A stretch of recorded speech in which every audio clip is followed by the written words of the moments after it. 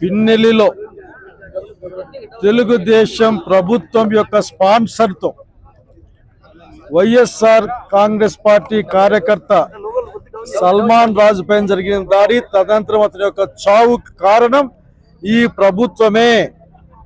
ఈ ప్రభుత్వం ఒత్తాస పలకడం వల్ల మాత్రమే తెలుగుదేశం పార్టీకి సంబంధించిన గూన్స్ అంతా ఈరోజు ముందుకొచ్చినటువంటి కార్యక్రమాలు చేస్తూ ఉన్నారు. మేము చెప్తా ఉన్నాం ఒకటే ఒక మాట, చంద్రబాబు నాయుడు గారు మీ యొక్క పార్టీ పుట్టుకే దళితులకు వ్యతిరేకంగా, బలహీన వర్గాలకు వ్యతిరేకంగా పుట్టిన పార్టీ మీది. ఈ రోజు కూడా మీ పార్టీ నాయకుల కార్యకర్తల చేతుల్లో ఎంతమంది దళితులు బలైపోయారో కూడా అందరికీ తెలిసిన అంశమే. ఈ రోజున దళితుల గురించి మాట్లాడేవాడికి లేకపోగా మీరు దళిత యువకుల్ని నడి రోడ్లో పడేసి పోలీసుల చేత కొట్టించిన సంగతి మాకు గుర్తుకుంది. ఈ రోజు కూడా ప్రతి జిల్లాలో కూడా దళితుల పైన దాడి జరుగుతూనే ఉంది, మీరు పట్టించుకోవడం లేదు. చివరికి ఇక్కడ 7 గుర్రాలపల్లిలోగా చిన్న అమ్మాయి, దళిత అమ్మాయికి పైన అంత అన్యాయమైన ఘోరం జరిగితే కూడా ముఖ్యమంత్రి మాట్లాడలే, హోంమంత్రి మాట్లాడలే, ఈ జిల్లా వాళ్ళు మాట్లాడలే, ఎవరు మాట్లాడలే. కనీసం జరిగిందన్న స్పృహ కూడా మీకు లేని పరిస్థితి. ఈ రోజున సల్మాన్ రాజు యొక్క మృతి, దానికి ఖచ్చితంగా ఈ ప్రభుత్వ విధానాలే కారణమైన సంగతి గుర్తుపెట్టుకొని కోరుతా ఉన్నాం. ఏది ఏమైనా సరే దౌర్జన్యంతో, దుర్మార్గంతో ఎంతో కాలం ఎవరు కూడా నిలబడలేరు. డాక్టర్ బాబా సాహెబ్ ఇచ్చిన రాజ్యాంగం ఖచ్చితంగా మీరు మీ పద్ధతి మార్చుకోకపోతే, మీ పార్టీ వాళ్ళ పద్ధతులు మార్చుకోకపోతే దళితుల ఆగ్రహంలో, జనం యొక్క ఆగ్రహంలో, ప్రజాస్వామ్యవాదుల యొక్క ఆగ్రహంలో కొట్టుకుపోతారు. ఇప్పటికే మీ ప్రభుత్వం యొక్క పలుకుబడి పడిపోతా ఉంది. ఈ నిమిషానికి మీరు దళితులు చేసినట్టు ఏమీ లేదు, దాడులు, ద్రోహాలు తప్ప. ఏదో నేను చూశాను, ఆఖరికి మీ దగ్గర నుంచి కనీసం అంత్యక్రియలకు కూడా చేసుకొనివ్వడం లేదు. మీరు చివరికి చావు కారణమైన వాళ్ళు మీరు ఏదేదో మాట్లాడుతున్నారు, కానీ అంత్యక్రియలకు కూడా. కాబట్టి ఇది మంచిది కాదు. దీన్ని సహిస్తూ చూడడానికి ఈ సమాజం సిద్ధంగా లేదన్న సంగతి తెలియజేస్తూ, అనంతపురం జిల్లా వైఎస్ఆర్ కాంగ్రెస్ పార్టీ సల్మాన్ రాజు మృతి పట్ల సంపూర్ణమైన ప్రగాఢమైన బాధను వ్యక్తం చేస్తూ, ఈ యొక్క తెలుగుదేశం పార్టీలో ఉన్న ఈ రౌడీ మూకలు స్పష్టంగా చెప్పాలనుకుంటా ఉన్నాం. ఆ పార్టీలో ఉన్న రౌడీ మూకలందరికీ చెప్తాను ఒకటే మాట, వీళ్ళు దానికి కూడా ఏదో ఒక రోజున ఫలితాన్ని పొందవలసి వస్తుంది, జాగ్రత్త అని చెప్పాలనుకుంటా ఉన్నాం. ఈరోజు అనంతపురం నగరంలోని జిల్లా అధ్యక్షుడు అనంత వెంకటరామరెడ్డి గారి సూచనల మేరకు, అదేవిధంగా ఈరోజు ఏ విధంగా అయితే పల్నాడు జిల్లాలో పిన్నెల్లో జరిగినటువంటి సంఘటన చాలా దురదృష్టకరం. దీన్ని వైఎస్ఆర్సీపీ పార్టీ తీవ్రంగా ఖండిస్తోంది. ఏ విధంగా పల్నాడు జిల్లానే కాదు, రాష్ట్ర వ్యాప్తంగా ఈరోజు చూసుకుంటే కక్ష సాధింపులు, దౌర్జన్యాలు, దాడులు, అత్యాచారాలు, గ్రామాలు బహిష్కరణ ఏ విధంగా చేస్తున్న కూడా ప్రజలందరూ గమనించాలా.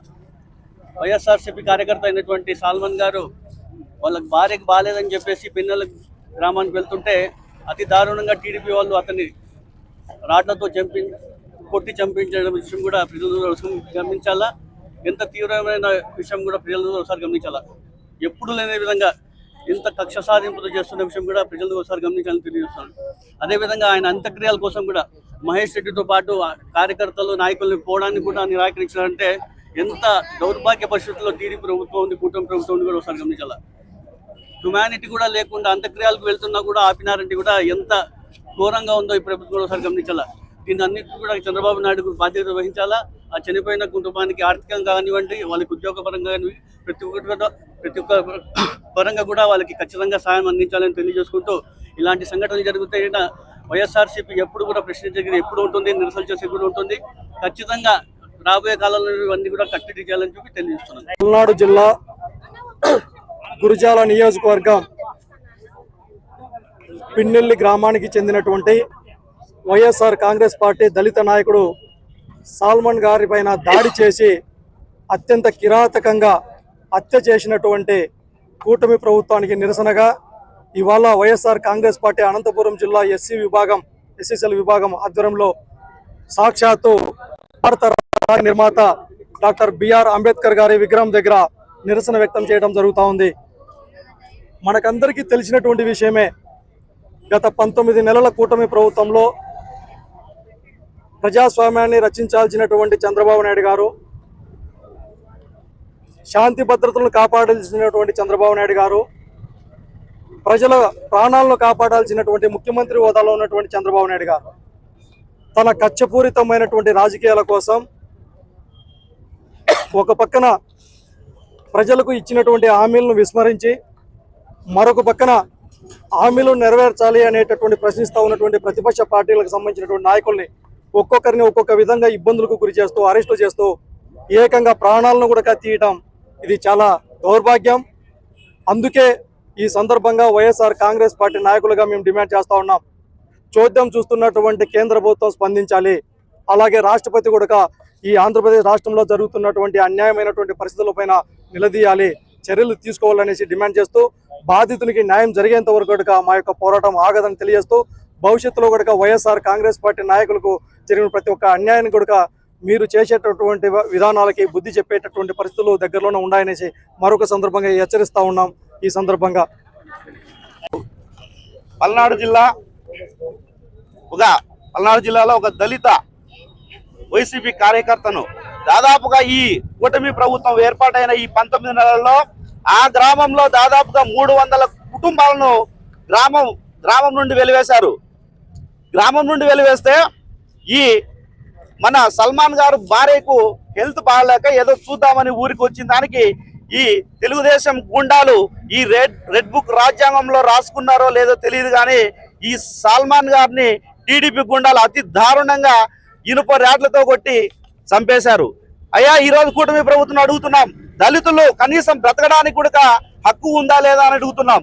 మీరు ఆ రోజు దళితులకు అన్ని చేస్తామని చెప్పి ఎంతో మేలు చేస్తామని ఓట్లు వేయించుకొని తర్వాత ఈ రోజు ఈ 19 నెలల కాలంలో దాదాపు ఎన్ని అఘాయిత్యాలు, ఎన్ని హత్యలు ఈ దళితులపైనే జరుగుతున్నాయి.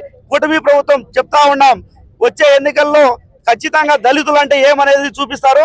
తర్వాత మా సల్మాన్ గారి వైసీపీ కార్యకర్తకు ఖచ్చితంగా వాళ్ళ కుటుంబాన్ని ఆర్థికంగా ₹1 ఇచ్చి వాళ్ళ కుటుంబాన్ని ఆదుకోవాలా, 5 ఎకరాలు భూమి ఇవ్వాలా, తర్వాత ప్రభుత్వ ఉద్యోగం కూడా కల్పించాలని తెలియజేస్తున్నాం. లేకపోయిన ఎడల ఈ రోజుతోనే కాదు ఈ నిరసన కార్యక్రమం తర్వాత ఈ డిమాండ్లు గానే ఆ కుటుంబానికి చేయకపోతే తర్వాత వేరే పరిణామాల్లో ఉంటాయని కూడా తెలియజేస్తున్నాం.